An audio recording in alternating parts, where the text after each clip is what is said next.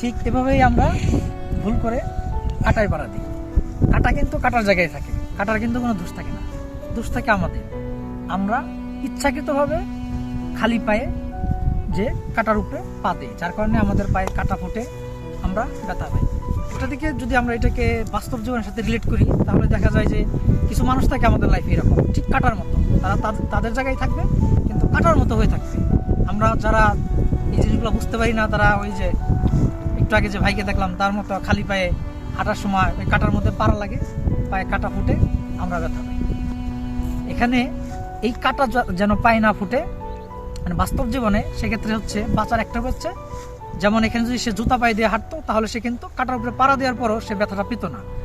আর বাস্তব লাইফে এই জুতার স্বরূপ হচ্ছে ইমোশন। মানুষের ইমোশনটাকে যদি সে কন্ট্রোল করতে পারে তাহলে এরকম টক্সিক মানুষ, এসব টক্সিক মানুষের সংস্পর্শে গেলেও তাদের ঠিক এরকম কষ্ট হবে না।